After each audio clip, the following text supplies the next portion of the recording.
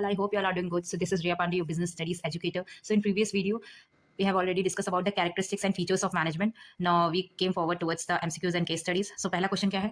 Human resource are an organizational greatest asset. Despite all developments in technology, getting work done for people from people is still the major task of the manager. ठीक है? Identify the dimensions of the management. Management by people. लोगों से ही काम करवाओगे ना, तो management of people is the answer.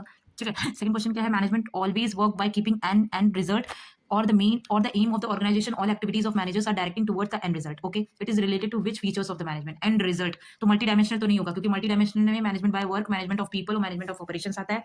Management continuous process होता है, इसका एंड रिजल्ट से कोई मतलब नहीं. इंटेंजिबल, जिसको हम देख सुन नहीं सकते, तो ये भी आंसर नहीं आएगा. The last one is management is a goal oriented person. And result की बात पर इसमें पूछा जा रहा है, तो आप गोल ओरिएंटेड आंसर लगा देंगे. ठीक है. थर्ड क्वेश्चन क्या है? Is planning, organising, staffing, directing and controlling applied in organisations such as club, school, restaurant, hospitals etcetera? If yes, which characteristics of management does it signifies? अरे management देखो, ये planning, organising, staffing, directing, ये management हर जगह लग रहा है. School, club, restaurant, hospitals. तो एक कैरेक्टरिस्टिक्स ऐसा कौन सा पढ़ा था हमने जिसमें ये बताया गया था?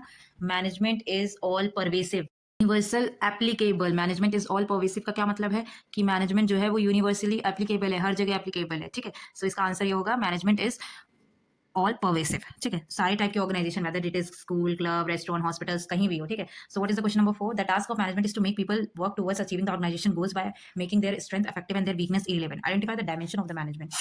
इसमें मैनेजमेंट ऑफ पीपल. ठीक है. इसमें पीपल आएगा management of, because it focuses on motivating and utilising human resource effectively. क्योंकि मैनेजमेंट ऑफ पीपल इसमें पूछा गया है इफेक्टिवली. ठीक है, इफेक्टिव तरीके से, तो मैनेजमेंट बाय पीपल आएगा. ठीक है. 5 question. Domino's pizza keep introducing new variety of pizzas in its menu. Which characteristics of management is highlighted in this? Explain any other 2 characteristics of management. ठीक है. तो इसका आंसर क्या होगा?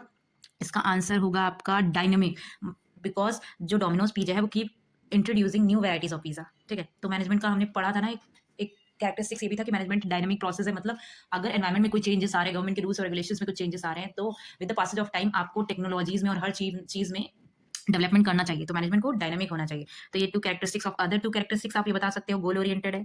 ठीक है. गोल ओरिएंटेड बता सकते हो. And continuous process. ऑब्जेक्टिव किसी भी कंपनी का एंड होता है, एंड गोल होता है या एंड रिजल्ट होता है. जिससे बिजनेस में आप अपनी इंस्टीट्यूशन में जो भी रोज की दिन बनाने की एक्टिविटीज आप करते हो ना, उसको वो ऑब्जेक्टिव पूरा करने के लिए ही करते हो. सो एक्टिविटीज आपकी बिजनेस ऑर्गेनाइजेशन में डायरेक्ट की जाती है ताकि आपका ऑब्जेक्टिव पूरा हो पाए. तो ऑब्जेक्टिव 3 तरीके का होता है. ठीक है. या इसमें क्लासीफाई किया गया है, एक ऑर्गेनाइजेशन ऑब्जेक्टिव होता है, एक सोशल होता है, एक पर्सनल होता है. 3 टाइप के ऑब्जेक्टिव होते हैं. सो ऑर्गेनाइजेशन ऑब्जेक्टिव क्या होता है? ऑर्गेनाइजेशन मतलब किसी ऑर्गेनाइजेशन के अंदर क्या ऑब्जेक्टिव. अब किसी भी ऑर्गेनाइजेशन का ऑब्जेक्टिव यही होगा ना. जैसे फॉर एग्जाम्पल आप एक स्कूल चला रहे हो, तो आपका ऑब्जेक्टिव क्या होगा? कि आपकी ऑर्गेनाइजेशन बढ़े, ग्रोथ हो. ठीक है. और भी ब्रांचेस खुले, प्रॉफिट अर्न करो आप. ठीक है. मार्केट में सर्वाइव कर पाओ अच्छे से. तो यही आपका ऑर्गेनाइजेशनल गोल होता है ना. सो दैट इज यही होता है. ठीक है. अब आगे पढ़ते हैं. Generally it is assumed that the profit. अब ये माना जाता है कि किसी भी बिजनेस ऑर्गेनाइजेशन का मेन मोटिव क्या होता है? प्रॉफिट अर्निंग का. सो वो होता है, कोई बात नहीं, इसमें कोई गलत बात नहीं है. बट सिर्फ प्रॉफिट मोटिव ये सिर्फ नहीं गोल होता है. ठीक है. Profit earning is the motive of any business organisation, but सिर्फ प्रॉफिट कमाना वो उनका अल्टीमेट गोल नहीं होता है. और भी बहुत सारी चीजें होती हैं. सो और बहुत सारी ऑब्जेक्टिव्स क्या होते हैं?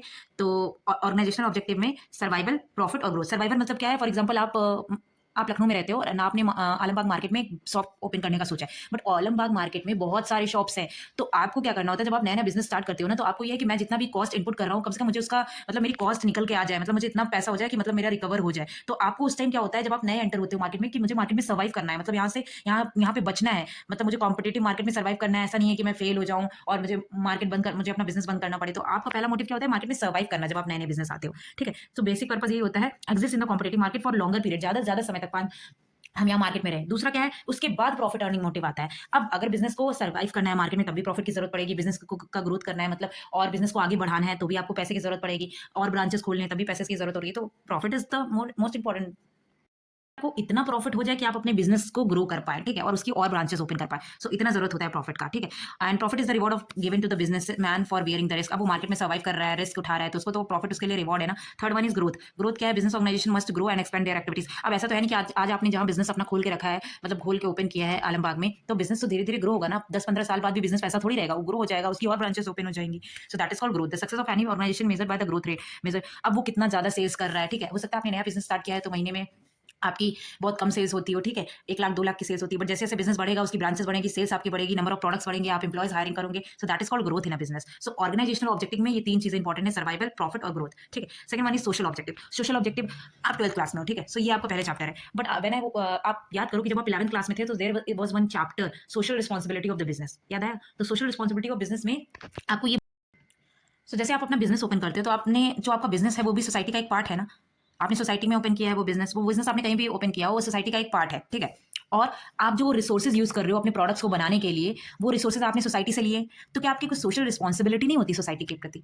होनी चाहिए ना। तो that is what chapter social responsibility of business teachers. यहाँ पे ये सोशल ऑब्जेक्टिव यही बताया गया है कि जो हम रिसोर्सेज यूज करते हैं as a business owner, society से लेते हैं, तो हमें सोसाइटी को सर्व भी करना पड़ता है। तो यहाँ पे मेजर सोशल रिस्पॉन्सिबिलिटीज कौन है? Supply of major social objectives होते हैं ऑर्गेनाइजेशन के। उनमें सबसे पहला आता है supply of quality products at reasonable prices. मतलब अगर आप प्रोडक्ट्स बना रहे हो तो उनकी क्वालिटी अच्छी हो और उनको ऐसे दाम पे बेचो, मतलब आई एम नॉट सेइंग कि एकदम चीप प्राइसेस पे बेचो, बट रीजनेबल प्राइसेस पे बेचो ताकि सारे कस्टमर्स उसको अफोर्ड कर पाए, ठीक है। Contribution towards desirable civic activities, जितनी भी सिविक एक्टिविटीज होती हैं, जैसे पार्टिसिपेट, मतलब ऐसी एक्टिविटीज में आपको पार्टिसिपेट करना है जो कम्युनिटी को आपके बेनिफिट दे। जैसे फॉर एग्जाम्पल है, जैसे अगर कोई साफ सफाई का काम हो रहा है तो आप उसमें दे दो, डोनेशन कर दो, ठीक है, चैरिटी वगैरह कर दो, ठीक है, और हेल्थ केयर एजुकेशन सेक्टर में थोड़ी सी मदद कर दो। सो that is called desirable civic activities.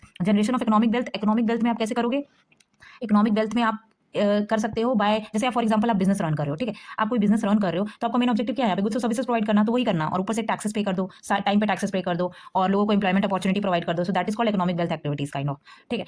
और हाँ, फिर हमारा आता है जनरेशन ऑफ एम्प्लॉयमेंट अपॉर्चुनिटीज। तो अब एम्प्लॉयमेंट अपॉर्चुनिटीज प्रोवाइड करना भी इंपॉर्टेंट है। आप बिजनेस ओपन कर रहे हो तो लोगों को एम्प्लॉयमेंट दो, ठीक है, रोजगार दो। Financial support to the community, financial अगर कम्युनिटी को कोई फाइनेंशियल सपोर्ट की जरूरत हो, आपकी सोसाइटी में रह रहे हो तो लोगों के बेनिफिट के लिए तो आपको काम करना ही पड़ेगा। Organising educational health and vocational training programme, लोगों के लिए educational health training programmes launch करो। पार्टिसिपेटिंग एक्टिव सोशल सर्विसेज, अगर कोई एनजीओ के द्वारा, अभी बोला ना चैरिटी वगैरह, तो एनजीओ में वो आपको उस पर पार्टिसिपेट करना चाहिए। Using environment friendly methods of production, मतलब आप गुड्स को प्रोड्यूस करो, इंडस्ट्री में प्रोडक्ट्स बना रहे हो तो एनवायरमेंट फ्रेंडली मेथड्स का यूज करो ताकि गुड्स कोई हार्म ना हो सोसाइटी को। प्रोवाइडिंग एम्प्लॉयमेंट अपॉर्चुनिटी टू और employment opportunity weaker section of the society को भी प्रोवाइड करो। सो that is called the social objective. अब यार हम लोग सोसाइटी में रह रहे हैं तो हमारा मेन ऑब्जेक्टिव है, अगर बिजनेस हम ओपन कर रहे हैं तो सोसाइटी के लिए तो है ना, हम प्रोडक्ट्स बना रहे हैं तो उन्हें सर्व करने के लिए ना, तो हमारा मेन ऑब्जेक्टिव हो जाता है ये कि सोसाइटी को हमें सर्व करना है। तो ये भी हमारा ऑब्जेक्टिव है और one of the most important objective है। और ये इंपॉर्टेंट ऑब्जेक्टिव नहीं होता तो 11th क्लास में सिर्फ बेनिफिट्स है वो आपने वहीं पे सोशल रिस्पॉन्सिबिलिटी ऑफ बिजनेस जो 11th में चैप्टर है उसी से पढ़ लिया होगा। तो थर्ड वन इज, सबसे पहले ऑर्गेनाइजेशनल था, सेकंड वन इज सोशल, अब थर्ड में हम पर्सनल पे आ जाते हैं। पर्सनल ऑब्जेक्टिव क्या है? मतलब ह्यूमन ऑब्जेक्टिव। इंडिविजुअल का पर्सनल क्या ऑब्जेक्टिव होता है?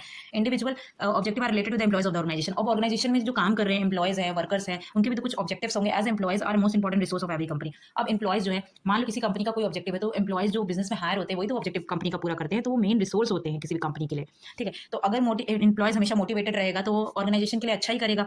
तो इंडिविजुअल ऑब्जेक्टिव क्या होते हैं मैनेजमेंट के लिए? सबसे पहले कॉम्पिटिटिव सैलरी, उनको अच्छी सैलरी दो। ऐसा ना हो कि काम उनसे ज्यादा करवा रहे हो, पैसे उनको कम दे रहे हो। तो competitive salary to fulfilment financial needs of the employee, इतनी सैलरी उनको दो कि उनकी फाइनेंशियल नीड्स अच्छी हो जाए, क्योंकि अगर ऐसा रहेगा तो वो अपना बेस्ट दे पाएंगे ना, उनको खुश रखना पड़ेगा आपको। प्रमोशन दो टाइम टू टाइम, उनको ट्रेनिंग प्रोवाइड करो अगर ट्रेनिंग की जरूरत हो। Personal growth and development to the employees to fulfil esteem and other levels of needs, अगर और कोई हायर लेवल ऑफ नीड्स की जरूरत हो तो एम्प्लॉयज को दो, उनको प्रमोशन दो अगर वो अच्छा काम कर रहे हैं। अगर उनके काम में आपको दिक्कत लग रही है तो आप उनको ट्रेनिंग प्रोग्राम प्रोवाइड करो। पीयर रिकॉग्निशन, अगर वो अच्छा काम करते हैं तो उनको रिकॉग्नाइज, मतलब उनको इंपॉर्टेंस, उनको अप्रिशिएट करो ताकि उन्हें अच्छा लगे, ठीक है। उनको self respect for the colleagues to fulfil social need.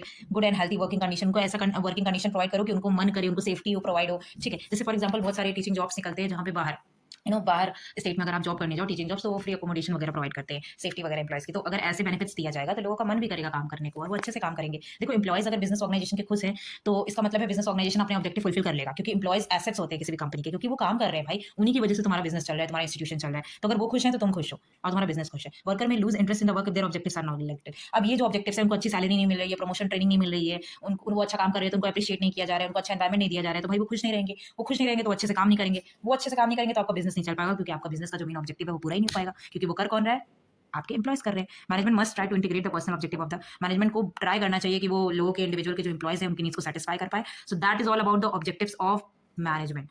हम ओवरव्यू दे देते हैं ऑब्जेक्टिव्स ऑफ बिजनेस मैनेजमेंट का एक, ताकि आपको शॉर्ट में हो जाए। ऑर्गेनाइजेशनल ऑब्जेक्टिव में आपका सर्वाइवल आता है, प्रॉफिट आता है, ग्रोथ आता है। सर्वाइवल के आपको, आपने नए नए बिजनेस में आए हो तो आपको मार्केट में सर्वाइव तो करना है, तो आपको पहला तो यही हो जाएगा। उसके बाद प्रॉफिट कमाना है, क्योंकि अपने बिजनेस को ग्रो करना है और ब्रांचेस ओपन करनी है। ग्रोथ, आप बिजनेस को चला रहे हो, मान लो आज आज जहां बिजनेस आपने स्टैंड खड़ा किया हुआ है 5-6 साल बाद भी वहीं तो रहेगा नहीं, उसकी ग्रोथ होगी, उसकी और ब्रांचेस होगी, उसकी सेल्स ज्यादा बढ़ेगी। तो that is called the sales. आप सोशल ऑब्जेक्टिव में आपको क्वालिटी प्रोडक्ट्स प्रोवाइड करने हैं, रीजनेबल प्राइस में सस्ते दामों पे एम्प्लॉयमेंट अपॉर्चुनिटी देनी है, इकोनॉमिक वेल्थ देनी है, एजुकेशन हेल्थ प्रोग्राम और अदर फैसिलिटीज सामान का यूज करना है जो सोसाइटी को हार्म ना करे, eco friendly methods of production अपनाना है। पर्सनल ऑब्जेक्टिव में अच्छी सैलरी देनी है एम्प्लॉयज की। Personal objective is related to the employees, ठीक है।